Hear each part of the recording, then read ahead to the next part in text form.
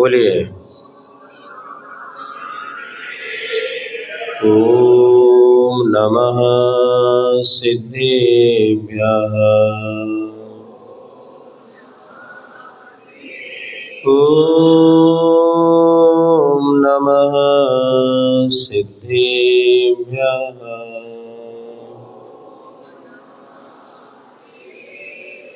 नमो हरिहन्ताणं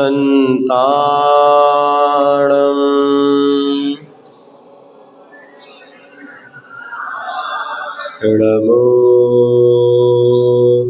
सिद्धाणं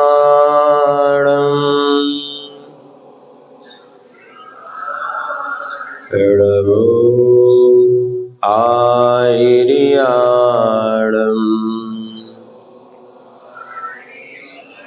नमो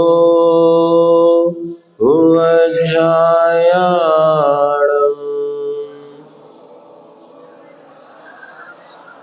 नमो लोये सवसावणं।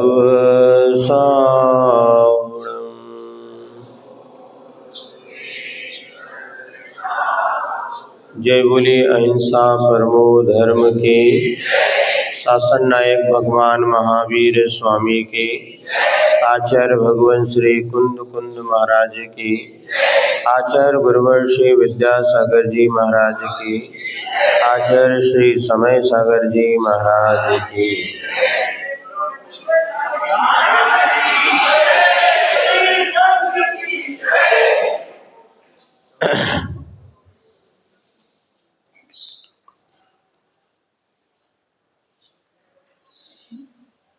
मन की प्रसन्नता, तन की स्वस्थता और वाणी की प्रशस्तता के पावन उद्देश्य को लेकर के इस साध्य की प्राप्ति के लिए इस साधना शिविर का यहाँ पर उपक्रम चल रहा है। प्रातः काल के बेला में ओम की साधना कैसे की जाए, इस विषय को लेकर के अभ्यास किया गया। कल प्रवचन सभा में हमने इस बात को समझने का प्रयास किया था कि ये मनुष्य जीवन जो हमें मिला है, इसका कैसे सदुपयोग किया जाए, क्योंकि वास्तव में मनुष्य पर्याय का मिलना ही बहुत दुर्लभ है। नर काया को सुरपति तरसे सो दुर्लभ प्राणी। 12 भावना में ये आप लोग बोधि दुर्लभ, उस बोधि दुर्लभ भावना में यही बतलाया गया कि यह कितना दुर्लभ है मनुष्य पर्याय का मिलना। पूज्यपाद स्वामी ने भी सर्वार्थ सिद्धि ग्रंथ में अथवा अन्यत्र भी आचार्यों ने इस बात को लिखा है कि जैसे उदाहरण तो बहुत सारे हैं, लेकिन जैसे बीच चौराहे पर रत्नों की राशि मिलना दुर्लभ है, अथवा लवण समुद्र में कोई हल और उसका हल होता है ना, उसमें एक डंडा लगा होता है, एक को इस तरफ फेंक दिया जाए, एक को दूसरी तरफ, पुनः जैसे लहरों के टकराव से वो पुनः उनका मिलना जैसे दुर्लभ होता है, इसी प्रकार मनुष्य पर्याय का मिलना दुर्लभ है। तो मनुष्य जीवन हमने प्राप्त किया, उससे ज्यादा दुर्लभ है कि हमें वीतरागी देवसास गुरु के सन्निधि मिलना। तो मनुष्य पर्याय तो दुर्लभ है ही, उसमें जैन कुल का मिलना और भी ज्यादा दुर्लभ है। और ऐसे मनुष्य पर्याय और दुर्लभता से प्राप्त हुए कुल और धर्म का हमें कैसे सदुपयोग करना है। तो मात्र निर्वाह नहीं करना, कुछ निर्माण करना है, और निर्माण करते करते निर्वाण को हमें प्राप्त होना है। ये बात कल आपको बतलाई थी। कल का प्रसंग भी आज इसलिए थोड़ा सा ले लेते हैं, हो सकता है जो लोग कल नहीं आ पाए थे उनको कुछ बोध हो जाए। और दूसरी बात है, बच्चा जब गाड़ी चलाता है तो पहले गाड़ी को थोड़ा सा पीछे खींचता है तो गाड़ी और फुर्र से आगे भाग जाती है। तो कल अपन ने ये 3 बातें मुख्य रूप से समझने का प्रयास किया था कि जन्म लेकर के जीवन का निर्वाह करने के तो हर व्यक्ति कर लेता है। एक प्राणी जिसका कोई निजी आवास नहीं होता वो भी अपना निर्वाह कर लेता है। चिड़िया का कभी घोंसला आपने देखा? नहीं देखा हो तो सुखी सिमनिया में चले जाना, धर्मशाला के पीछे पक्षियों ने बहुत अच्छा, बड़े बड़े इंजीनियर फेल हो जाए ऐसा उनके लंबा सा घोंसला बना है, उसमें उनकी पूरी फैमिली रहती है। MBBS मियाँ बीवी बच्चे सब रहते हैं। और बारिश आ जाए, हवा तूफान चल जाए, लेकिन उसके बाद उनका घोंसला जो है मजबूती से वहाँ बना हुआ है और वो उसमें चले भी जाते हैं और अपने भोजन पानी की व्यवस्था कर लेते हैं और सारी जिंदगी का जीवन का निर्वाह कर लेते हैं। हमने भी यदि इतना ही कर लिया तो कोई जीवन में विशेष काम नहीं किया, किंतु जीवन को, मनुष्य जीवन को प्राप्त करके कुछ निर्माण करना है। तो क्या निर्माण किया जाए? तो हमारे सामने 2 ही साधन हैं, एक परमात्मा है और दूसरा आत्मा है। तो हमें परमात्मा के प्रति विश्वास और श्रद्धा को मजबूत बनाना, क्योंकि मनुष्य भाव में ही ये पुरुषार्थ संभव है विशेष रूप से। बाकी तो सम्यक दर्शन चारों गतियों में हो सकता है, किंतु मनुष्य गति में विशेष रूप से पुरुषार्थ करने का अवसर मिलता है।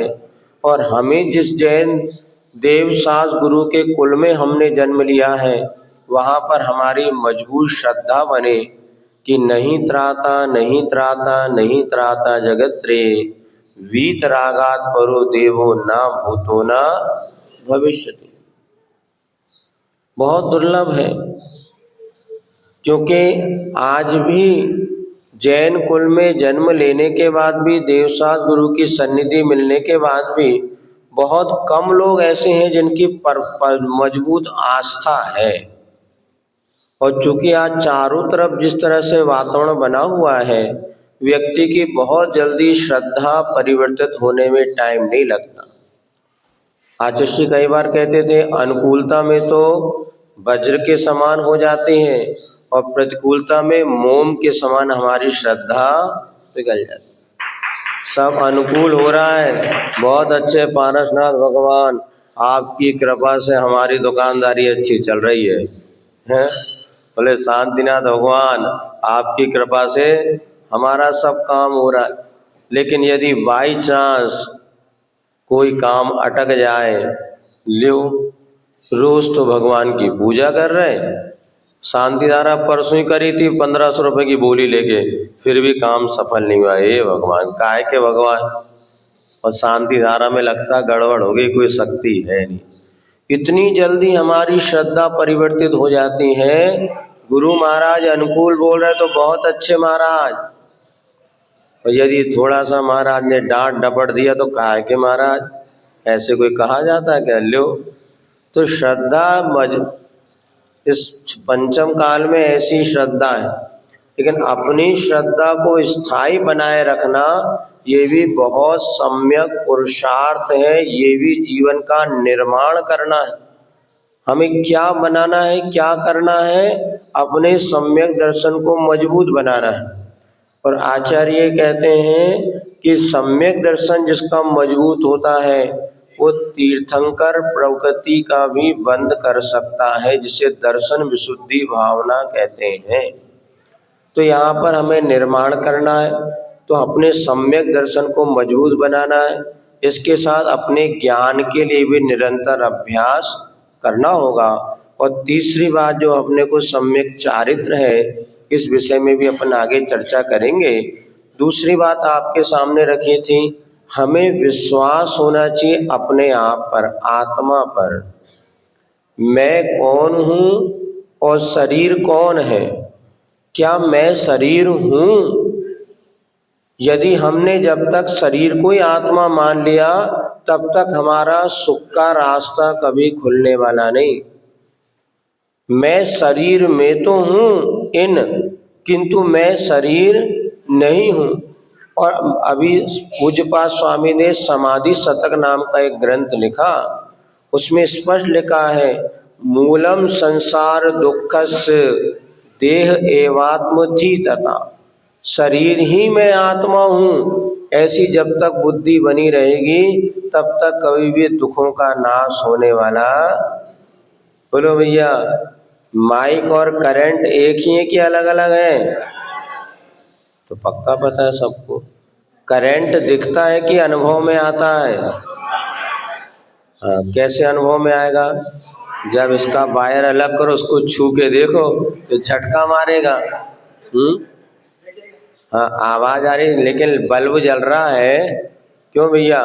बल्ब जल रहा है तो बल्ब और करंट दोनों अलग है कि एक ही है? अलग अलग है। तो करंट कभी देखने में नहीं आता, करंट के माध्यम से, क्योंकि प्रकाश आपको मिल रहा है, इसलिए क्या है, अभी करंट है, आवाज आपको आ रही है, अर्थात अभी करंट है। वही एक ही करंट पंखे में चले जाती है तो हवा देने लगती है, माइक में करंट आ गई, आवाज देने लगी। और वही करंट यदि आपको बल्ब में चलेगी तो प्रकाश देने लगी। इसी प्रकार आत्मा तो एक ही है। मनुष्य के शरीर में चली गई या मनुष्य का शरीर उस आत्मा को मिल गया तो आप मनुष्य कहलाने लगे। त्रियंच के शरीर मिला तो त्रियंच कहलाने लगे। तो आत्मा तो पेड़ पौधे में चली गई, आत्मा तो वही है। करंट अलग अलग है, इंस्ट्रूमेंट्स अलग अलग हैं। करंट तो एक ही है ना। ये भिन्नता किस में आई? उपकरणों में। आज किसी ने एक दोहा लिखा है, विवेक हो सब एक से, लिख लो। पैड भी रखा है, पेन भी रखा है, कुछ उपयोग तो हो जाए। विवेक हो सब एक से, जीते जीव अनेक। विवेक हो सब एक से, जीते जीव अनेक। दीप अनेकों जल रहे। थोड़ा सा साउंड खोल दे, खींचना बहुत पड़ा। दीप अनेकों जल रहे, प्रकाश देखो एक। विवेक हो सब एक से, जीते जीव अनेक। दीप अनेकों जल रहे, प्रकाश देखो एक। एक मिट्टी का दीपक है, एक पीतल का दीपक है, एक सोने का दीपक है और एक चांदी का दीपक है। दीपक सब एक से हैं, अलग अलग है, एक से हैं। दीपक सब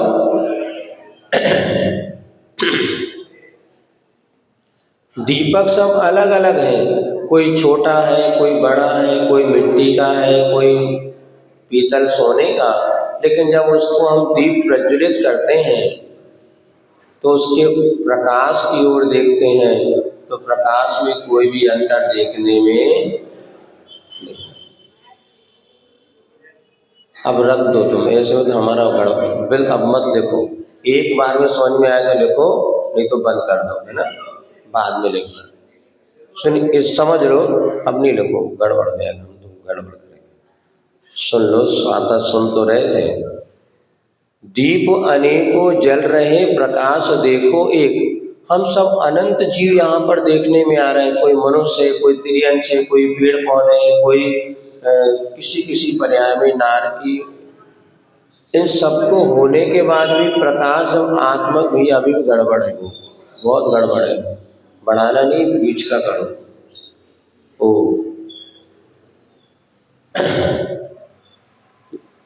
दीप अनेहा। चलिए बस आ जाओ भैया, जितना सुधरा उतना ही अच्छा। और सरकार बिगड़ जाए। तो प्रकाश की ओर हम देखते हैं तो प्रकाश एक दिखता है। इसी प्रकार अनेक जीवों में आत्मा एक ही है, वह आत्मा ही मैं हूँ। ये श्रद्धा बनाना जो कि शरीर में होते हुए भी मैं शरीर नहीं हूँ।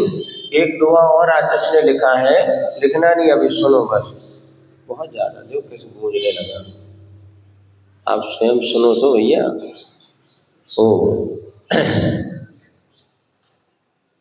खून ज्ञान नाखून, लिखो नहीं पहले सुन लो समझ लो। बंद कर दो पेन, पेन भी बंद कर दो। खून ज्ञान नाखून से खून रहित नाखून, चेतन का संधान तन, तन चेतन से शून। पहले जब बीमार होते थे डॉक्टर के पास जाते थे, वो ज्यादा रिपोर्ट नहीं लिख पाता, ये टेस्ट करो कुछ नहीं, वो तो पहले जीभा निकालो, जीभ निकाल के देखता था हाँ इसमें क्या वो, और नाखून पकड़ता था। और ऐसा देखते थे डॉक्टर लोग, ध्यान है आपको? हाँ 20वीं सदी के लोगों को पता होगा, 21वीं सदी को तो खर्चा करना पड़ता। कुछ नहीं, ऐसा वो नाखून देखता था और इससे हीमोग्लोबिन बता देता था कि आपके खून में कमी है या शरीर में खून की कमी है।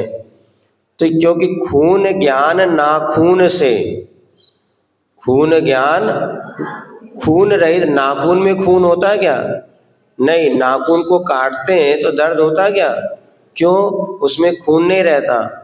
इसी प्रकार चेतन का संधान तन, आत्मा कहीं मिलेगी तो कहाँ मिलेगी? शरीर में मिलेगी, किंतु तन चेतन से न्यून। शरीर में चेतना नहीं है, शरीर के भीतर चेतना है। आई बात समझ में? आत्मा कहाँ है? शरीर के भीतर। शरीर सो आत्मा है कि नहीं? जो शरीर और आत्मा के भेद विज्ञान को जान लेता है वही सम्यक दृष्टि कहलाता है। ये कल आपको विषय बताया था कि मैं शरीर में हूँ किंतु मैं शरीर नहीं। और जब भी आपकी श्रद्धा मजबूत हो जाएगी तो आप अंतरात्मा बन जाएंगे। बहिरात्मा, अंतरात्मा और परमात्मा। अभी पहले हमें क्या करना है? बहिरात्म पने को छोड़ना है। कुछ भी हो जाए, शरीर सो मैं नहीं हूँ। तो शरीर से भिन्न मैं आत्म तत्व हूँ। इसके पहले श्रद्धान और मजबूत बनाना पड़ेगा। तो चौथे गुण स्थान में भी अंतरात्मा है और 12वें गुण स्थान में भी। मुनि महाराज ऐसे कष्टों को कैसे सहन कर लेते थे? अब बुखार आ गया, अब बुखार आ गया तो शरीर में दुख तकलीफ तो होगी, आत्मा को भी तकलीफ हो गई, क्योंकि दोनों कैसे मिले? दूध पानी के समान मिले हैं। अलग अलग तो है नहीं। जैसे आपका बैग आपसे अलग है, वस्त्र आपसे अलग है, ऐसी आत्मा और शरीर दोनों ऐसे अलग अलग तो है नहीं, दूध पानी के समान मिले हैं। फिर हमें क्या करना पड़ेगा? तो पहले तो ये श्रद्धा करना पड़ेगा कि गुरु महाराज जो बता रहे हैं वो सही है। क्या बताया आपको? शरीर अलग है और आत्मा अलग है। ये पहले विश्वास मात्र करना पड़ेगा। इसी का नाम सम्यक दर्शन है। लेकिन इसके होने के बाद अनुभूति के लिए क्या करना पड़ेगा? प्रज्ञा रूपी छेनी से भेद करना पड़ेगा। अब बार बार मन में मानना पड़ेगा, नहीं शरीर अलग है और आत्मा अलग है। ये जब अपन पुरुषार्थ करते हैं, धीरे धीरे जब साधना बढ़ती चली जाती है, एक क्षण ऐसा भी आता है कि बड़े से बड़े उपसर्ग भी हो जाए किंतु साधक विचलित नहीं होता। जैसे सुकमाल मुनि की आपको पता है, सुकमाल मुनि को सरसों का दाना भी चुभता था। बताते हैं जब उनकी माँ ने उनका पालन पोषण कैसे किया था। कभी उन्होंने सूर्य का प्रकाश नहीं देखा।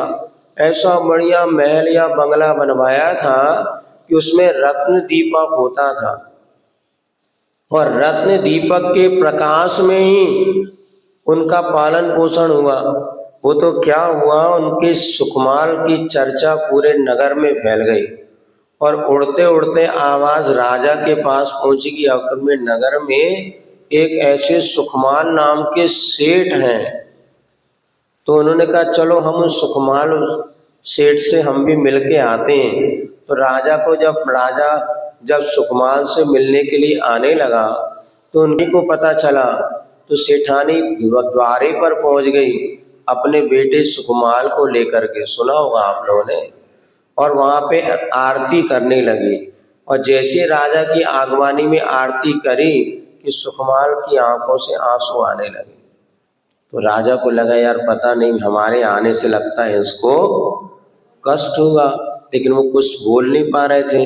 कोई बात नहीं, अंदर पहुंचे। और तो राजा जब दोनों भोजन करने के लिए बैठे, राजा और सुकुमार, तो उस समय उन्होंने पहले जब आए तो मंगल के रूप में कुछ सरसों के दाने छेपड़ किए थे। तो एक सरसों का जो सुकुमार था जिस सीट पे बैठा था, बार बार ऐसा मटक रहा था।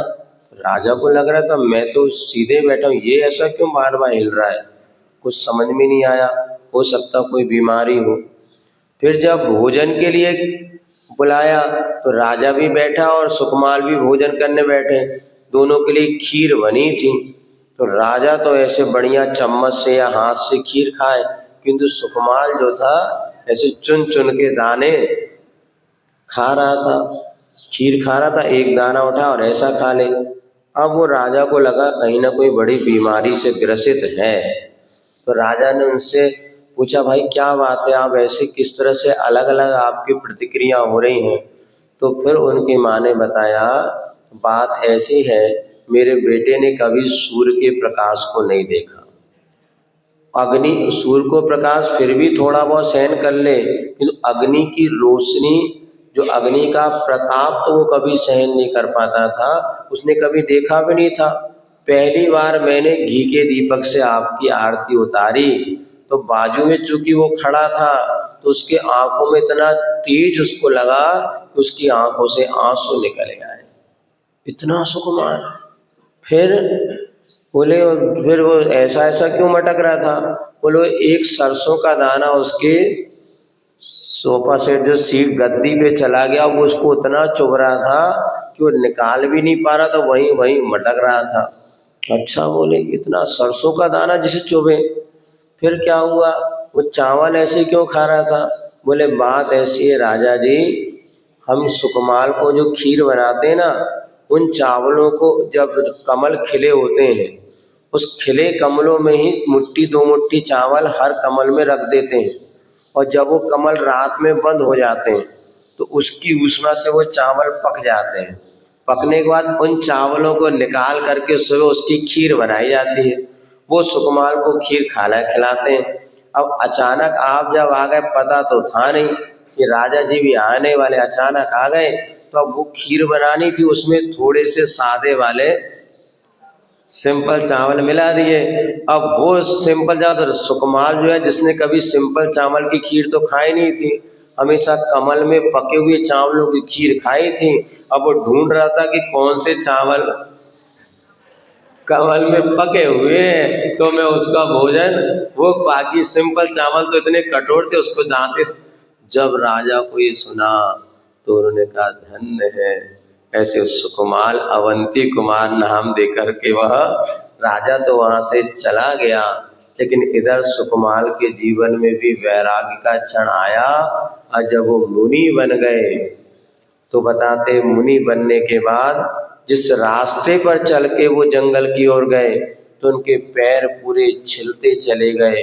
पैरों से बहे लहू आज, देखो रे छन छन के बने हैं सुकुमार, चले हैं सुकुमार, देखो मुनि बन के, ऐसा भजन है। और जब वो वहां पर चलते गए तो वहां पर जंगल में पूरे रास्ते में पैरों से खून की धारा बहती हुए फफोले पड़ गए। और जब वहां पर वो पहुंच के ध्यान के लिए खड़े हो गए तो बताते पूर्व में उनकी कोई भाभी थी जिसको उन्होंने लात मारा था या कोई अपमान किया था, वो मर करके श्यालनी बन गई थी। अब उसने जब पैरों के निशान खून को चाटते चाटते श्याली और उसका बच्चा वहीं पर पहुंच गया जहाँ सुकुमार मुनि ध्यान लगा के खड़े हुए थे। और पूर्व भाव का वैर का स्मरण हो आया, उसने सुखमाल मुनि को खाना प्रारंभ कर दिया। 1 दिन 2 दिन हो गए, बताते 3 दिन तक शालिनी खाती रही, किंतु सुखमाल मुनि अपने आत्म ध्यान से विचलित नहीं हुए और उनको शायद सर्वार सिद्धि गए वो, हाँ केवल ज्ञान तो नहीं हुआ किंतु सर्वार सिद्धि में जाकर के देव एक भाव में अवतरित होकर वो मुक्ति का लाभ प्राप्त करेंगे। देखो वे मुनिराज जिनका सुकुमार शरीर इतना सुकुमाल था, लेकिन अंदर से जब भेद विज्ञान उत्पन्न हो गया, मैं शरीर नहीं हूँ, मैं तो शुद्धात्म तत्व हूँ, और जब भेद विज्ञान परिपक्वता को प्राप्त हो गया तो जिनको 3 दिन तक शालिनी खाती रही फिर वो विचलित नहीं हुए, ये चमत्कार किसका है? इसी भेद विज्ञान का। आप देखना अपने जीवन में जितने कष्ट है ना, शारीरिक कष्ट जितने भी हैं, इसका मूल कारण है हमारे पास भेद विज्ञान का अभाव। कष्ट तो सबको आते हैं, क्या गुरु महाराज के जीवन में कष्ट नहीं आए? क्या मुनि महाराज के जीवन में कष्ट नहीं आते? आपके जीवन में भी आते, लेकिन जब सम्यक दर्शन होता है, अरे ये तो शरीर का कष्ट है, मेरे को मुझे कष्ट नहीं है, और जैसा कष्ट आया है तो कष्ट चला भी जाएगा। बोलो सुख आता है तो रुकता है क्या? सुख भी चला जाता है। तो दुख आया तो वो रुकेगा क्या? दुख भी चलेगा। लेकिन हम इस समय अधीर हो जाते हैं, आकुल व्याकुल हो जाते हैं, अरे अब मेरा क्या होगा, अरे मेरा क्या होगा। एक आचार्य शांति सागर महाराज जी का एक संस्मरण आता है, एक ब्रह्मचारी थे, उनको कुष्ठ रोग हो गया, और कुष्ठ रोग हो गया तो इतने आकुल व्याकुल हो गए, सामान्य श्रावक थे वो, और उन्होंने कहा कि अब ऐसे रोग शरीर के साथ जीने से अच्छा है मर जाओ। और वो आत्महत्या करने के लिए जा रहे थे, किंतु अचानक उनके मन में सद्बुद्धि जागी, चलो एक बार गुरु के तो दर्शन कर लिया जाए। जैसे शांति सागर महाराज के पास पहुँचे और उन्होंने निवेदन नमोस्तु किया, बोले महाराज अंतिम दर्शन है मेरा आपका, अब मैं पता नहीं जीवित रहूं। क्यों? बोले क्या बात है? बोले महाराज जिंदगी से हताश हो गया हूँ, क्योंकि आज तो फिर भी उतना नहीं, पहले के जमाने में कुष्ठ रोग होना माने कोई बहुत बड़ी गिलानी या पूर्व पाप का फल मानते थे, और समाज में उनको दादाजी को एक चटाई दे दो, है ना बेटा, वो चटाई दो दादाजी को, फर्श पे बैठे नहीं, ठंडा कर ले लो ले लो, इधर ये सामने बैठे हैं, सही नीचे बैठने का नहीं, मार्बल है ये, मार्बल जो बल को मार दे, देख लो भैया। अब चलिए सुनिए फिर, अब हम देखते तो इसलिए लगता है भाई किसी को तकलीफ ना हो। अब वहाँ पे उन्होंने देखा, क्या देखा कि उस शांति सागर महाराज जी के पास महाराज, अब मुझे कुष्ठ रोग उस समय बहुत विशेष पाप का फल मानते थे, वो बड़ा दुखी था। बोले मैं तो महाराज इससे अच्छा मर जाना अच्छा है, लेकिन मुझे ये कष्ट सहन नहीं होता। क्योंकि पहली बात तो ये कि व्यक्ति सबका सहन कर ले, दूसरा जब कहता ना वो सहन नहीं होता। अपने लिए कोई तकलीफ है अब तो सहन हो जाए, लेकिन दूसरे जब बार बार टॉर्चर करते ये ऐसे तो उनको सहन नहीं होता। और बोले महाराज मैं तो आत्महत्या करने जा रहा हूँ। महाराज ने कहा बेटा आत्महत्या किसी भी समस्या का समाधान, शरीर मरने से तू मर जाएगा क्या? बोलो, शरीर छूटने से हमारा जीवन समाप्त होगा क्या? नहीं, शरीर छूटेगा तुरंत नया शरीर मिल जाएगा। कभी ये नहीं समझना आत्मा भटकती है। लोगों की धारणा है मरने के बाद एक्सीडेंट हो जाए, आत्महत्या कर लो, आत्मा भटकेगी। नहीं, 3 शरीर में समय में आत्मा को नया शरीर मिल जाता है, कोई भी आत्मा नहीं भटकती। तुम्हारा भूत व्यंतर क्या होते हैं? ये भूत व्यंतर एक देव की जाति ही है, जिनके पास ऐसी विक्रिया रिद्धि होती है कि वो अपने रूप को बदल करके आपके सामने आ भी जाए और आपको देखें भी ना। तो कभी भी ये नहीं समझना कि हमारा शरीर छूटने से हमारे दुख नष्ट हो जाएंगे, अपितु आगामी भाव में देखो हत्या करना तो पाप है, आत्महत्या करना उससे बड़ा पाप है। दूसरों को मारना हत्या और स्वयं को मारना आत्महत्या। और जो व्यक्ति आत्महत्या करते बताते कई भाव तक उसको अकाल मरण करना पड़ता है। तो आत्महत्या किसी भी समस्या का समाधान नहीं। यदि हमारे यहाँ दो ही समाधान है, या तो वैराग्य का पथ अपनाओ अथवा राग का पथ अपनाओ। यदि आपको कभी ऐसा लगे कि भैया आप कहीं कुछ सुख नहीं है तो क्या करना, मरना नहीं, दीक्षा लेने के भाव बनाओ, आत्मकल्याण का भाव बनाओ। जब जोरदार घर में लड़ाई हो जाए तो मायके जावे की मत सोचो, महाराज माता जी के पास जाके दीक्षा लेंगे ये सोचो। तुमको वैराग हो जाए तो तुम यहाँ पर मत भोगो, बोले मैं छोड़ करके चला जाऊंगा। अरे महाराज सुनो, कितना सौभाग्य इस पंचम काल में आज हमें वैराग का पथ देखने को मिल रहा है। लोग कहीं मरने की सोचते, कहीं भगने की सोचते, कहीं कुछ करने की सोचते। अरे नहीं, जब हम अपने आप को नहीं संभाल पाए या मन में संसार शरीर भोगों से उदासीनता हो जाए तो चलो हम संयम का पथ अंगीकार करेंगे। मरने की कभी भी नहीं सोचना, बहुत दुर्लभ। ये मनुष्य आयु पुण्य प्रकृति है और एक बार मनुष्य आयु छूट गई फिर कब मिलेगी कोई भरोसा नहीं। इसीलिए यदि कहीं विपरीत परिस्थिति बने तो वैराग्य धारण करना। बताते राजा मधु हुए और राजा मधु जब युद्ध क्षेत्र में गए और लड़ते लड़ते जब उनको लगा अब तो पक्का हार नहीं है तो उन्होंने क्या किया, वैराग उत्पन्न हो गया और हाथी पर बैठे बैठे केसलोंज कर लिया और वो मुनि बन गए। ऐसा भी होता, कई ऐसे होते हैं कि इन विपरीत परिस्थितियों में अपना वैराग्य बढ़ जाता है। और कई ऐसे वैराग्य भी हुआ जब शरीर में ऐसा रोग हो गया जिसका कोई प्रतिकार ही नहीं, चलो भैया शेष जीवन पर व्रती बनेंगे और आत्म कल्याण करेंगे।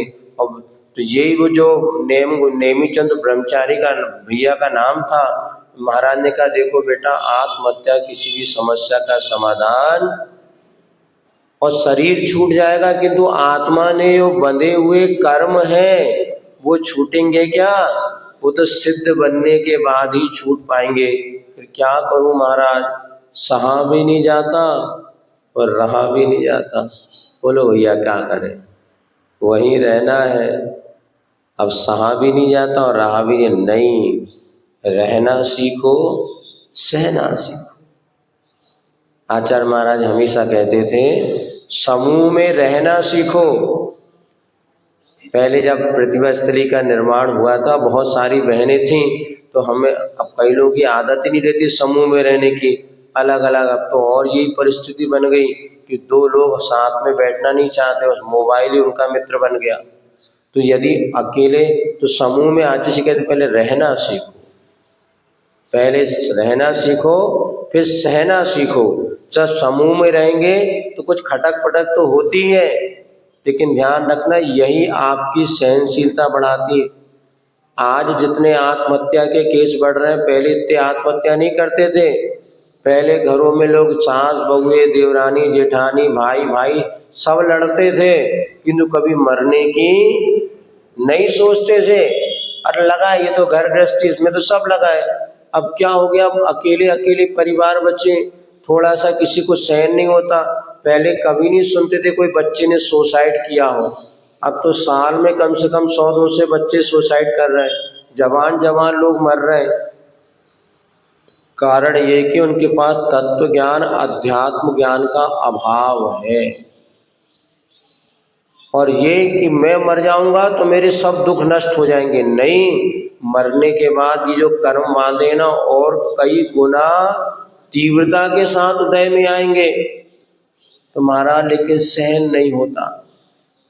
सुन रहे नहीं सुन रहे, क्या सहन नहीं होता महाराज, कोई अपमान कर दे, कह देता सबके बीच में तुम कल्लू हो, बड़ा बुरा लगता है। अरे क्या हुआ, जैसे हैं तो हैं, उसमें क्या बात है। काले हैं तो क्या कोयल काली होती कि नहीं होती बोलो, लेकिन वो भी प्रसन्न रहती है। और किसी के कहने से काले गोरे, ये तो देखो ये अपने अपने कर्म के उदय से मिलता है। काला गोरा पतला मोटा लंबा छोटा ये हमारे बनाए से बनाया क्या, शरीर बनाने में हमारा अधिकार था क्या?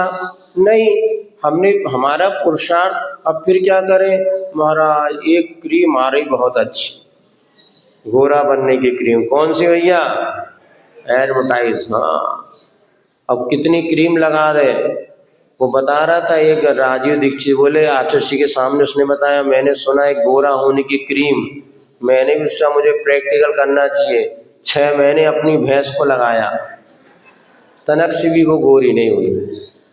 अब भैया होगा क्या? आज इसीलिए हिंदुस्तान का मार्केट बना पड़ा है, क्योंकि यहाँ सब क्वालिटी के लोग हैं। गोरा और गोरा होना चाहता है, काला गोरा होना चाहता है, मोटा जो है पतला होना चाहता है, और पतला जो है मोटा होना चाहता है, जिसके बाल है वो कम करना चाहता है, जिसके सफेद बाल वो काला करना चाहता है, और काला वाला रंग बिरंगे करना चाहता है। देखो अब ये सब, इसीलिए हिंदुस्तान में सबका बहुत मार्केट है, और इसीलिए व्यक्ति दुखी भी रहता है। इसलिए एक सूत्र बना लो हमेशा, अपनी कमी सहज स्वीकारो तो दुख दूर हो।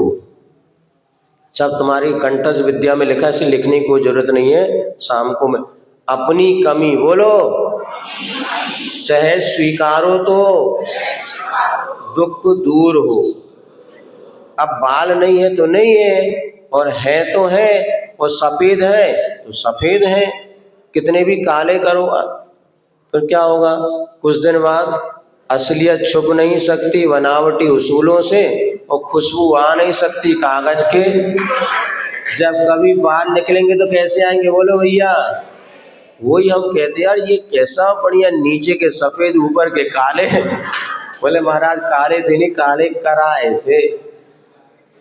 अब कितना भी आप बाहर से बदलने का प्रयास करो, बदलेंगे क्या? कद्दू को कितना पिचकाओ, कभी ककड़ी बनेगा क्या? बोलो मोटे लोगों। अब पतला कितना भी, ककड़ी को कितना फुलाओ, कद्दू बनेगी क्या? तो ककड़ी कभी कद्दू नहीं बन सकती, कद्दू कभी ककड़ी। ये मान लो जो हमें शरीर मिला है ना, उसको स्वीकार कर लो। पतला मिला है, मोटा हमने तो करके देख लिया, मोटा आदमी पानी भी पिएगा ना तो भी नहीं सूखेगा, और दुबला आदमी बादाम का हलवा खाएगा ना तो भी मोटा नहीं होता। ये प्रकृति गॉड गिफ्ट है, या मान लो आप प्रकृति की देन है, हमारे कर्म के उदय से है। इतना सिद्धांत पक्का रख लोगे, कभी दुख होगा नहीं आपको। और दूसरों से तुलना मत करो। आज हर चीज में हम अपने शरीर की तुलना दूसरे से करते हैं। अभी एक जगह हमने पढ़ा था, एक महिला ने अपने बॉडी को चेंज कराया, कितने करोड़ों रुपया खर्चा किया, क्योंकि उसकी बेटी बहुत सुंदर थी, और मुझे अपनी बेटी के समान बनना है। मतलब 50 साल की वो महिला और 22 साल की वो बेटी थी, उस बेटी के रूप से इतनी प्रभावित हो गई, मुझे बेटी के समान सुंदर बनना है। तो सैकड़ों उसने ऑपरेशन कराए शरीर के, नाक के ऑपरेशन, कान जो कर पता नहीं भगवान जाने। पेपर में उसमें लिखा आया था कि वह इस शरीर को सुंदरता के लिए कितना क्या कर रहे हैं, धन भी खर्चा कर रहे हैं, पैसा और पाप भी कमा रहे हैं। जो क्रीम वगैरह आदि इसमें क्या सुअर की चर्बी और कितने हिंसात्मक साधनों से बनती है, उसके बाद भी क्या होता है, शाम तक लीपा पोती ज्यों के त्यों। क्यों भैया? चली सती मैना सुंदरी पति का कुष्ठ मिटाने को, चली रानी ब्यूटी पार्लर पति का कष्ट बढ़ाने को। तो मैना सुंदरी पति का कुष्ठ मिटाने के लिए भगवान के चरणों में गई, अब ये पति का कष्ट बढ़ाने के लिए ब्यूटी पार्लर जा रहे हैं। और ब्यूटी पार्लर ने बता दे 1000, 2000, 500 खर्चे, ये तो कम बता रहे हैं। और चंदन नगर वाले तो बहुत अच्छे हैं, बाहर की बता रहे हैं हम तो, यहाँ की महिला ऐसा कष्ट नहीं बढ़ाती। हाँ, लेकिन बाहर आप देखोगे बताते हो, एक दिन के लिए शादी में जो फैशन ऐसन करने वाले आते ना, वो ही लाखों रुपया ले जाते। हम समझ नहीं पा रहे कि इतने से चेहरा में क्या पोत रहे हैं, वो क्या कर रहे हैं पता नहीं, और हजारों रुपए का लगा करके 1-2 घंटा 5 घंटा लग जाते हैं, और वो प्याव में आधे घंटे मंच पे जब उतर के आ जाए, फिर वो भूत के भूत है, बंदरिया बंदरिया देखे कितना भी करो। लेकिन क्या असंयम भी, पाप भी, तो ये क्या होगा, शरीर के प्रति हमारी आसक्ति का भाव। मतलब एक घंटा, अभी कई लोग मंदिर में आके प्रवचन सुनने के लिए समय नहीं है, किंतु बालों के फुग्गा बनाने के लिए 2-2 घंटा आईना के सामने। हमें क्या, ये क्या है, शरीर के प्रति अपनी जो आसक्ति। ऐसे पुरुष वर्ग भी कम नहीं है, इनकी भी आजकल ब्यूटी पार्लर खुल गए, कुत्ते को भी ब्यूटी पार्लर खुल गया कुत्तों को भी खोले ना, बताते। और पुरुष वर्ग के लिए भी वो ब्यूटी अलग अलग करे। तो पहले तो पुरुष, महिला की क्रीम अलग, पुरुष की क्रीम अलग, अब जीव का अंतर होगा भगवान जाने। तो हमारे देह के प्रति जो आसक्ति का भाव है, इसके लिए हम दुखी हैं। तो पहली बात है समझना, जो हमें मिला है सो बहुत अच्छा है, जो प्राप्त है सो पर्याप्त है। बोलो क्या कहा, काले हैं तो अच्छे हैं, मोटे हैं तो, पतले हैं तो, मुंडा है तो, और घने बाल है तो, लंबी चोटी है तो, और नहीं है तो, जो है बढ़िया है। हमें अपने कर्म को ऐसे मिला है। अब जितना आप सहज हो सके करो, और ज्यादा आप करोगे कुछ नहीं होता। हम तो पूरी जिंदगी करके लोगों को देख रहे हैं, आखिर जो कि तो असलियत तो आ ही जाती है। कितना भी मेकअप कर लो, कुछ भी कर लो, जो सहजता का आनंद है वो बनावटी में आनंद नहीं। शरीर तो आप नहा धो के बढ़िया आ जाओ, बस इतने में सुख है, लेकिन मन की चाह जो है ना वो बहुत खतरनाक। तो वहां पर महाराज ने उसको बताया, महाराज ना रहा जा रहा है ना सहा जा रहा है, सहन करो, अपमान सहो तो कर्म कटते। बोलो, अपमान सहो तो सम्मान से क्या, कर्म काटना चाहते हो ना, किसी ने आपको बोल दिया पागल है, तो समता से सहन करोगे तो कर्म कटेंगे। कितने स्मार्ट दिख रहे हैं, पाप का बंध। सुन नहीं रहे, सुन रहे हो? लोग आपकी जितनी प्रशंसा करेंगे उतना आपको क्या होगा, अहंकार जगेगा, पाप का बंध होगा। देखो कैसे कल्लू से बैठे, बहुत अच्छा, हमारे कर्म कटने के साधन मिल गए। जितना अपमान सहोगे उतना कर्म कटेंगे, सम्मान से कभी कर्म कटने वाले नहीं। किसी ने बुरा बोल दिया उसको बुरा मानो, बुरा। आज जैसे ने मुख माटे में लिखा है कि बुरा भी बुरा सा लगे समझ लेना कल्याण हो गया। बुरा भी बुरा सा लगे तो ये सतयुग हमारे भीतर आ गया। कोई आपको कितना भी बुरा कहे, यदि बुरे हैं तो सुधरने का मन बनाना, नहीं है तो सामने वाला मेरी परीक्षा ले रहा है, मैं बुरा नहीं हूं फिर भी कोई मुझे बुरा कह रहा है। हम कह रहे तुम चोर हो, बोलो हो कि नहीं? अभी और गुस्सा क्यों कर रहे हैं? फिर अगर चोर नहीं है तो गुस्सा मत करो, और चोर हो तो चोरी करना छोड़ दो। फिर भी कोई कहता है तो दूसरा उपाय, पहली बात इतना समझ में आया, यदि चोर हो तो अपने आप को चोर मान लो कि मैं गलत कहाँ कह रहा, मैं चोर हूं इसलिए चोर का, वैसे तुम भी चोर हो हैं। अब रहने दो गुस्सा मारे। अरे देखो, जब तक चोरी पाप का त्याग नहीं है तब तक सब चोर हैं। हम मैं जब हमने चोरी पाप का त्याग कर दिया तो तुम तो अभी चोरी पाप का त्याग है क्या? नहीं है। चलो कोई बात, किसी ने आपको चोर कह दिया, यदि चोरी करते हो तो मैं चोरी नहीं करूंगा, तो सही कहा। अगर चोर नहीं है तो उसको पता नहीं है इसलिए वो ऐसा कह रहा है, उसको पता ही नहीं मैं तो चोर हूं नहीं, पहली बात। इसलिए अब यदि अपमान कर दिया, सबके बीच में कह दिया, अकेले कहता तो कोई बात नहीं, सबके बीच में कह दिया मुझे चोर, अब कैसे सहन करें? अब भैया देखो, पहली बात तो अज्ञानी, उसको पता नहीं था। अब ये सोचो मेरे कर्म ही कटेंगे, इसके मैंने सुन लिया तो मेरे कर्म कटेंगे, कर्म बंधने वाले नहीं है। फिर आचार्य कहते हैं ये समझो पागल है। दूसरी बात, पहले में तो अपने संभाल लिया, अब वो व्यक्ति पागल है। पागल आपको कुछ कहते हो तो बुरा मानते क्या आप? अभी चंदनपुर नगर में कहा तो पागल तो होंगे, हर गांव में रहते हैं, दो है ना। अब वो यदि आपको मिल जाए और आपको चोर कहे तो आपको बुरा लगेगा क्या? और पड़ोस में बैठी बहन या भाई कह दे तो है, और वो पागल कह रहा तो कुछ नहीं, और इनने कहे तो आपको बुरा लगा। अब ये मानो वो और इसमें कोई अंतर नहीं। जो पागल है, पागल है, वो कुछ भी बोलता रहे। जब मैं चोर हूं नहीं, फिर भी कोई आपको चोर बोले तो क्या समझ? पहले तो मेरे कर्म कट रहे, इतना भी नहीं तो कहना पागल है। पागल की बातों पर ज्यादा ध्यान। घर में जब ऐसा कछु हो ना, बताना नहीं, तुम्हें बता रहे हैं। तो ज्यादा कहें तो उनके सुनने नहीं, कहना पागल है, डोंट माइंड। वे तो ऐसे ही करते हैं पुरुष वर्ग, ज्यादा टेंशन नहीं लेते वो। तुम जितनी भी सुना दो सब सुन लेते, लेकिन उनको पता है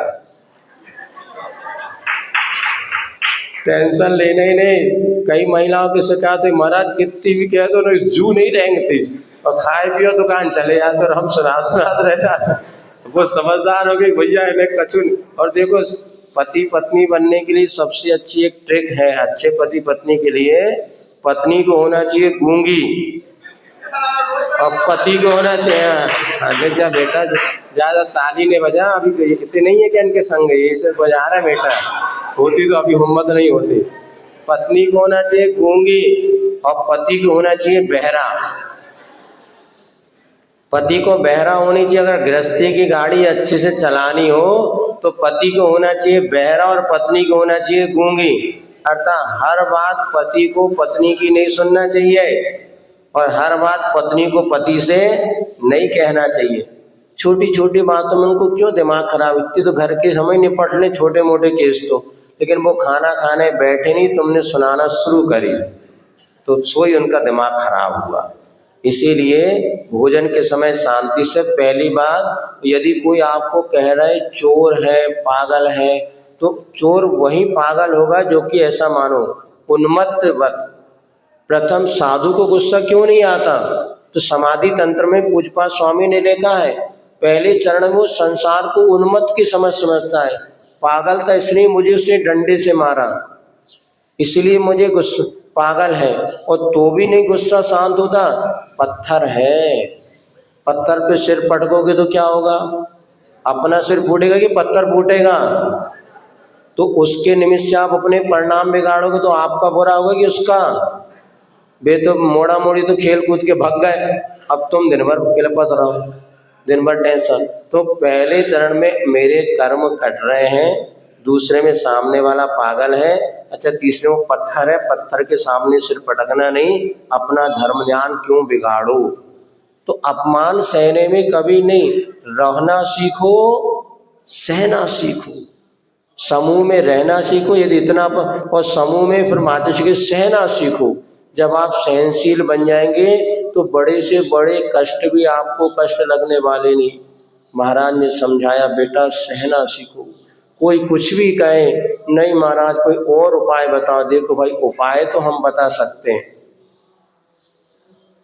लेकिन इसके बाद भी समझना कि जितने हम साधना करते हैं बाहरी उपाय, ये हमारा निमित्त मात्र है। उपादान हमारे भीतर का पुण्य पाप होता है। अच्छे अच्छे चक्रवर्ती को भी, मुनिराजों को भी कुष्ठ रोग हो गया और सब बीमारी आती है। फिर क्या कर, एक काम करो, महाराज ने कहा एक ही भाव स्तोत्र का पाठ करना। एक ही भाव नाम सुना कभी? एक ही भाव स्तोत्र है, बादीराज मुनि ने लिखा था। सुनते हैं बादीराज मुनिराज का शरीर कुष्ठ रोग से पीड़ित हो गया था, और उसी समय जब वो किसी नगर में पहुंचे तो नगर में राजा के पास ये खबर पहुंचा दी किसी मंत्रियों ने कि जैन साधु तो कोढ़ी होते हैं, यदि वे नहाते नहीं, मंजन नहीं करते हो, यदि अपने नगर में आ गए तो बीमारी फैल जाएगी, उनको नगर में घुसने नहीं देना। उसी समय वह जैन श्रावक बैठा था, उसने कहा नहीं, हमारे साधु भले स्नान नहीं करते, मंजन नहीं करते, दिगंबर रहते, फिर भी उनके शरीर से कभी दुर्गंध नहीं आती। आप देखो कभी मुनिराज के पास जो लोग पास में, कभी दुर्गंध आती क्या? तुम तो एक दिन न नहाओ तो बसान लगो, एक दिन मंजन न करो तो मुंह से बदबू आने लगे, और एक दिन नहा सफरो तो कैसे लगो बताओ? महाराज नहा रहे क्या? फिर भी आपसे लाख गुने चमचमा रहे। ये तपस्या का, गुरु जी को देखो, गुरुजी तो चेहरा तक नहीं धोते, तो उनका नियम था, कभी हम उनको पानी से चेहरा धोते नहीं देखा, फिर भी उनका चेहरे की चमक देखो। और खुदा की गजब की बात तो है कि जैसे जैसे बब्बा होते चले गए वैसे और चमकते चले गए। जवानी में जो चमक नहीं थी, जो बुढ़ापे में आचार्य श्री की चमक हमने देखी, पूरा शरीर सोने जैसा चमकने लगा। ये त्याग और तपस्या का प्रभाव है, ये संयम का प्रभाव है। और कैसा उनका चेहरा चमकता था, ये सब त्याग तपस्या संयम का प्रभाव। और वो हमारे गुरु तो ऐसे होते हैं, उनकी दैदीप्यमान काया होती है। अब राजा कहने लगा इनकी मानूं कि इनकी मानूं। उसने कभी देखा तो था नहीं साधु को। चलो बोले कल अपन चलेंगे, सुबह कहाँ है, बोले नगर के बाहर है, सुबह चल के देख लेते हैं, जिसकी बात सहयोगी मान लेंगे। और सभा बर्खास्त हो गई। अब दूसरे दिन बताते हैं वो जो राजा, और वो अच्छा दूसरे शाम को, अब ये तो जिसने कहा था जैनी श्रावक ने, वो सबसे पहले घर नहीं गया, सीधे महाराज के पास गया। देखा तो महाराज का शरीर पूरा गलित कुष्ठ से कुष्ठ रोग बह रहा था, और पूरा कुष्ठ काया में कुष्ठ रोग हो चुका था। अब वो महाराज को नमोस्तु किया, बोले महाराज परीक्षा की घड़ी है, धर्म संकट है, क्यों क्या हो गया। बोले महाराज दरबार में चर्चा चली थी, मैंने तो कह दिया हमारे गुरु तो सर्वांग सुंदर होते हैं, लेकिन कर्म उदय से आपकी काया ऐसी है, अब राजा सुबह आएगा तो क्या होगा। बोले भैया मैं क्या कर सकता हूँ, जब कोई नहीं आता बड़े बाबा आते हैं, मेरे दुख के दिनों में वो बड़े काम। मैं क्या कर सकता, तुम भी भगवान की भक्ति करो, जो होगा तो देखा जाएगा। कि जिसके बीच में रात उसकी क्या बात। अब तुम अपने घर जाओ, महाराज आप ही संकट को दूर कर सकते। भैया मेरी भी क्षमता नहीं, मैं तो भगवान की भक्ति कर सकता हूँ, और जो होगा तो देखा जाएगा। और बताते हैं सुबह राजा आया, मंत्री आए, देखा तो वे मुनिराज स्वर्णमयी काया और बिल्कुल चमचमाती काया। और जैसे देखा तो राजा को मंत्री पे बड़ा गुस्सा आया, तुमने ऐसा क्यों कह दिया था। वो भी मंत्री सोचने लगे कल तो हम देख के गए आंखों से, ये क्या हो गया। फिर महाराज ने कहा राजन इनके कोई दोष नहीं, कल तक ये शरीर कुष्ठमय था, किंतु मैंने जब भगवान की भक्ति की और उन्हें भक्ति को एक ही भाव स्तोत्र रचा, और चौथा काव्य उन्होंने लिखा प्रागे बेहद त्रिभुवना देशता भव्य पुण्यात् पृथ्वी चक्रम कनकमयताम देव निन्नेतयेदम ध्यानद्वारम मम रुचिकरम स्वांत गेहम प्रविष्ट तत्किम चित्रम जिन्मपुयुदम यस्वर्णी करोसि। हे भगवान, अब जब माता के गर्भ में आने वाले थे तो गर्भ में आने के 6 माह पूर्व ही सारी की सारी धरती रत्नमय कर दी गई, रत्नों की वृष्टि होने लगी। और जब मैंने आपको अपने हृदय में विराजमान कर लिया तो यदि ये कुष्ठमय काया यदि स्वर्णमय हुए जिसमें कोई आश्चर्य की बात नहीं है। और यह पंक्ति पढ़ते पढ़ते अक्षय हुआ कि एक कुछ ही क्षण में वो काया स्वर्णमयी हो गई। तब राजा को आश्चर्य हुआ, और जिन्हें भगवान की भक्ति का चमत्कार पर विश्वास हुआ कि अरे ऐसा जिन धर्म है, उसने तुरंत जिन धर्म को अंगीकार कर लिया। उन मंत्रियों ने भी जो द्वेष रखते जिन धर्म को अंगीकार कर लिया, मुनिराज ने सबको आशीर्वाद दिया धर्म वृद्धि का। वो तो अपने निरीह थे, उनको शरीर के न कुष्ठ रोग से घृणा थी न सुंदर रूप से लाभ था, और लेकिन इस माध्यम जिन धर्म की प्रभावना हो गई। और शांति सागर महाराज जी ने भी पढ़ा था, उन्होंने कहा तुम 3 बार एक ही स्तोत्र का पाठ करो, फिर देखना जो होगा तो देखी जाएगी, लेकिन श्रद्धा भक्ति से पाठ करो। उसने बताते जाके 1 महीने तक कुछ एक ही स्तोत्र का पाठ किया, उसका शरीर पूरा का पूरा रोग से मुक्त हो गया, सुंदर शरीर बन गया। महाराज के पास उसने कहा था महाराज यदि मेरा शरीर स्वस्थ हो गया तो मैं दीक्षा अंगीकार करूंगा। ये भी बहुत अच्छी है। कभी आपको कभी कोई शारीरिक कष्ट हो ना, हे भाई साहब दीवार वाले, दीवार नीचे गद्दी, बढ़िया, आनंद ही आनंद है। कभी आपको कोई कष्ट होना तो ऐसा ये तुम लोग जो हम ये चढ़ाएंगे वो चढ़ाएंगे, मैं संयम धारण करूंगा। ये भी कभी हमारे जीवन में भी एक बार ऐसा कष्ट आया था। ऐसा कष्ट आया था, गोटे गांव में वर्षा योग था। हाँ, वर्षा योग में एक दिन उपवास जिस दिन करते थे, पेट में बहुत तकलीफ होती थी। बिन पानी के मछली के समान 1 घंटे तड़पते रहते थे। हमने किसी को नहीं बताया। एक उपवास में तकलीफ हुई, फिर दूसरे फिर तकलीफ हुई, तो हमने महाराज को बताया, महाराज तकलीफ, महाराज ने उपवास नहीं करो, उपवास से तकलीफ होती। अरे हमने कहा भैया उपवास के समान दुनिया में कोई दूसरी दवाई नहीं है। ध्यान रखो, तुम सबको बता रहे, विश्वास हो, उपवास जैसी कोई अच्छी दवाई है नहीं। इसका भी प्रैक्टिकल आपको करना तो हम कराएंगे, अभी आने वाली अष्टमी। हाँ, तो उपवास जैसी कोई औषधि नहीं है। तो हमने कहा महाराज जो उपवास करना छोड़ देंगे तो क्या होगा? नहीं, बोले देखो उपवास नहीं करो, डॉक्टर को, जो अभी डॉक्टर को दिखाए तो मशीन लगाएगा, नाय की बीमारी बता देगा। तो हमने कहा कुछ नहीं, एक बार और देखेंगे, फिर जो करना उसे कराएंगे। फिर 5-7 दिन बाद फिर उपवास के उस दिन हम भगवान के पास गए। हमने आदिनाथ भगवान, हे भगवान अब तो जो है तो जो है, 2 बार तो बहुत, अब तीसरी बार आज आज यदि कष्ट नहीं हुआ तो हम तो 15 दिन तक 2 आहार 1 उपवास करेंगे। हाँ, अब देखो छदमस्त तो है ही। अब तो हमने ऐसा, यदि हमारा इस बार उपवास में कोई तकलीफ नहीं हुई तो हम 2 आहार और 1 उपवास के 15 दिन में साधना करेंगे। और भक्तांबर पाठ तो पढ़ते थी भगवान का। और ये हुआ, उस दिन उपवास में कुछ भी पीड़ा नहीं हुई। और फिर हमने बढ़िया 2 आहार 1 उपवास 15 दिन तक वहाँ किए। उसके बाद आज तक कोई तकलीफ नहीं। अभी एक मुनीरा, तो जब हम कष्ट में होना तो ऐसा मानो, उसने कहा था यदि मेरा रोग ठीक हो गया ना तो मैं दीक्षा धारण करूंगा। आप लोग भी ऐसा कभी मन बने, कोई तकलीफ हो, संकट आए, यदि मेरा संकट दूर हो गया, मैं अणुव्रती शावक बनूंगा, मैं व्रती शाविका बनूंगी, मैं सप्तम प्रतिमा लूंगी। ऐसा भी एक और संस्मरण है। और समय आपका हो रहा, तुम लोग फिर कभी सुना देंगे।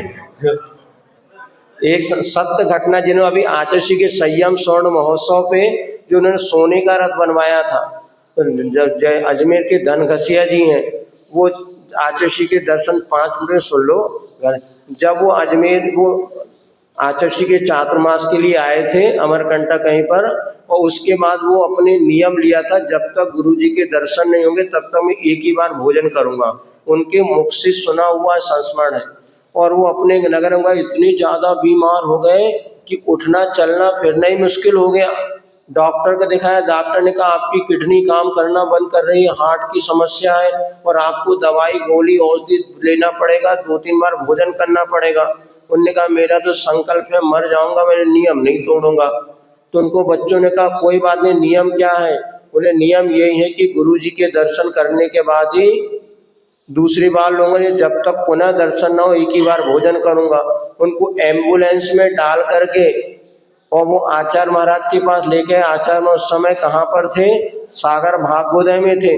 अब 2 मंजिला ऊपर रहते थे, आज इसे चढ़ना संभव नहीं था। वहीं एम्बुलेंस से उतर के वो वहीं पर सामने बैठ गए। आचार्य महाराज नीचे आए तो देखते से उनके आंखों से आंसू बरस पड़े। आचार्य श्री मेरे कर्म का उदय आया और ये मेरा ऐसा, अच्छा कुछ नहीं सब ठीक हो जाएगा, क्योंकि आचार्य महाराज निकल गए। फिर जब चरिया को लिए निकले तो किस्मत में जहाँ वो बैठे थे वहीं पड़गान हुआ पास में, और उन्होंने गंधोदक लगाया। गुरुजी अब मुझे जाना पड़ेगा। और उसी दिन शाम को एम्बुलेंस में बैठ करके वो वापस अजमेर पहुंच गए। और जब अजमेर पहुंचे तो उनको बड़ा अच्छा सा लगा। वैसे गुरु दर्शन से प्रसन्नता हो ही गई थी, और गुरु दर्शन से प्रसन्नता हो गई थी, बड़े प्रसन्न थे, और शरीर भी उनको हल्का लगने लगा, बहुत अच्छा। तो डॉक्टर ने चेक कराया तो डॉक्टर कहता आप कहाँ गए थे? कोई जादूगर के पास गए थे? बोले क्यों? आपकी किडनी 100% ओके काम कर रही है, और उसी प्रकार के आपको कोई विश्वास 3 दिन में 4 दिन में पूरी तरह नॉर्मल हो गए। उसी दिन उन्होंने कहा मैंने संकल्प लिया, मैं जीवन भर एक ही बार भोजन करूंगा। और उन्होंने आजीवन के लिए उस समय दूसरी बार भोजन का उनके स्वयं ने उन्होंने संस्मरण हमें सुनाया था कि मैंने एक बार भोजन का संकल्प कैसे लिया जब कभी अपने जीवन, तो वो उन्होंने संकल्प में यदि दीक्षा हो जाए शुद्ध हो गया तो मैं लूँगा। और 1 महीने में पूरे स्वस्थ हो गए। सिर में थोड़ा दाग था, उन्होंने महाराज से कहा महाराज इतना आशीर्वाद और दे दो कि ये दाग भी ठीक है। महाराज ने सिर पे हाथ रख दिया, वो ठीक है। उसके बाद उन्होंने क्षुल्लक दीक्षा लेके अपना आत्म कल्याण कर लिया। तो ये देह जो है, अपन प्रसंग थोड़ा सा आगे बीच में आ गया था, तो जहाँ पर देह और शरीर के प्रति भेद विज्ञान हमारा पनपेगा, शरीर का स्वभाव कितना भी इसको सुधारो, पोषत तो दुख दोष करे अति शोषत सुख उपजावे, वो दुर्जन देह स्वभाव बराबर मूर्ख प्रीति बढ़ावे। तो कोई अपमान कर भी देना तो अपमान को अपमान मत मानो, और जो हमें मिला है उसमें प्रसन्न रहो, और जो प्राप्त है सो पर्याप्त है। हमें अपनी अंतरंग की साधना करनी है। बाहरी हम बदलना काम कर सकते हैं, हमारे पाप पुण्य पर आधारित होता है, लेकिन भीतर बदलना बहुत सरल है, बाहर को बदलना बहुत। यदि आपको मंदिर से, घर से मंदिर आना है और रास्ते में गंदगी है तो आप क्या करते हैं? रास्ते को साफ करते हैं कि अपने पैरों में चप्पल पहन के? बोलो। तो सरल क्या है? दूसरों को बदलने के स्वयं को बदलना। दूसरों को बदल सकते क्या? अपने बस की बात नहीं है। इसलिए अपन आज इतना ही, फिर अपन देखेंगे कितना मन बनाओ कि ये आज हमने इस बात पे, देह के प्रति शरीर में नहीं हूँ, अभी ये अपने को निर्माण करना है। और शरीर और देह की आसक्ति जब आपकी कम हो जाएगी, फिर देखना बड़े से बड़े कष्ट भी आपको कष्ट लगेंगे नहीं। और रहना सीखो, सहना सीखो। तो गुरु महाराज जब सबको सहन कर सकते हैं तो उनके कर्म कटते हैं, हम भी कर्म काटना है। कोई कुछ भी कहे, हमेशा मुस्कुराते रहो, मत कहो कभी अपने दिन खराब है। बोलो भैया, मत कहो कभी अपने दिन खराब है, कांटों के बीच घिर गए समझो गुलाब है। गुलाब का फूल ही कांटों के बीच में खिलखिलाता है। अरे हम थोड़े से संकट आ जाए तो रोने लगते हैं, उनने हमें ऐसा कह दिया और उनने ऐसा कर दिया, अरे कोई कुछ नहीं करता, तुम तो खिलखिलाते रहो, सामने वाला अपने आप मुरझा जाएगा। अब तुम उसकी बात को गौर कर, तुम और चढ़ाता है। कोई तुम्हें पागल कह के ना, बहुत अच्छे, ओम, पागल तो नहीं हो, ओम। आज सुबह बताया था ना, ओम शब्द पंगु है, जवाब ना देना भी लाजवाब, कुछ कहने तो ओम नमः। अभी ऐसे संचालक महोदय कह रहे थे ओम ओम, आवाज आ रही थी। हमने कहा एक मंत्र ओम शांति, शांति भी जोड़ सकते हैं, नहीं तो ओम कहो और बढ़िया अपने मन भी प्रशस्त रहेगा।